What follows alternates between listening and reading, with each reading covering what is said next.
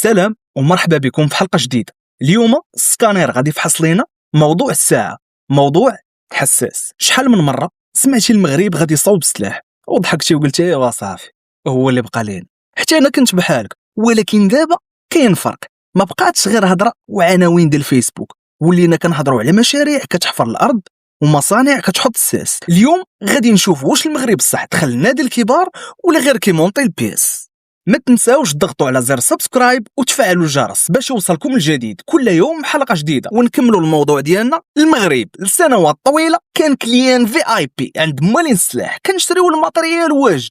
هذا كان عادي حيتاش ما عندناش اطار قانوني، ولكن فاش دخل القانون 10/20 اللعبة تبدلات. هذا القانون هو الكود اللي حل باب التصنيع وتدبير عتاد الدفاع والأسلحة والذخيرة في المغرب. والنقطة المهمة هنا ماشي غير شكون باع وشكون شرى، ولكن شكون عنده الساروت باش يبني صناعة مغربية 100% فوق أرضنا.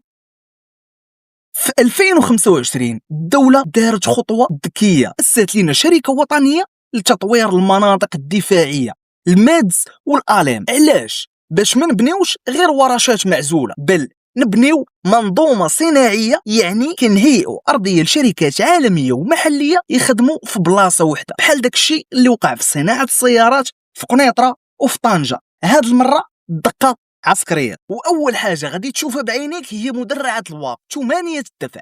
المصنع كاين في برشيد والشركة هي تاتا ادفانسد سيستم. ركز معايا في هاد الارقام. في البدايه الادماج المحلي، يعني شحال ديال الخدمه وقطع الغيار مغربيه، غيبدا غير ب 35%، والهدف يوصل ل 50%.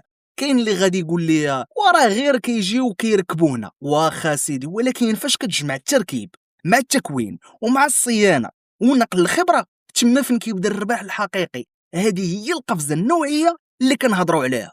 ندوزو دابا للمسقي السخون، الدرونات.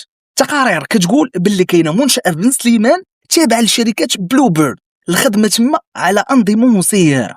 وكاين كلام حتى على سباي اكس، داك الدرون الانتحاري اللي كيتسمى الذخيره الجوال. علاش هادشي مهم؟ حيت الحرب دابا ولا الداتا والعين في السماء، ولا كيصوب الدرون ديالو كيكون عنده التفوق في الميدان وباقل تكلفه. ملي كتولي كتصوب وتصلح سلاحك في دارك كتربح جوج حاجات. الاولى السياده، ما كيبقاش السلاح ديالك راهين بمزاج الموردين. ثانيا الاقتصاد، هاد الصناعه كتجر معها الميكانيك الدقيقه، الالكترونيات والبرمجيات. يعني المهندس المغربي اللي تخرج من الEMI والENSAM كيلقى فين يبدع. باش ما نبيعوش الوهم لبعضياتنا، راه مازال تابعانا طريق طويله. تركيا مثلا صدرات 7.1 مليار دولار سنة 2024. إسرائيل وصلت 14.8 مليار دولار 2024. والمغرب يلا في مرحلة بناء السلوم، مازال ما وصلش لسطح. التحديات كبيرة وكبيرة بزاف. التحدي الأول، واش غنبقاو غير في التجميع ولا خاصنا ندوزو للابتكار والتصميم ديالنا؟ التحدي الثاني، سلسلة توريد، خاص شركات مغربية صغرى توفر لنا قطع بجودة عالية. والتحدي الثالث، بنادم، خاصنا جيش من التقنيين والمهندسين اللي كيطيروا في التخصص. المغرب حط رجليه في السكة والماشينة بدات كدور. واش في ظنك هاد الصناعة غادي تقدر تخلينا نصدروا السلاح لأفريقيا في 10 سنين اللي جاية؟ كتب لي الرأي ديالك في كومنتير، وما تنساش دير لايك وبارطاجي الفيديو باش يوصل لولاد بلادك. كان معكم السكانير، وتهلاو ليا في السكانير ديال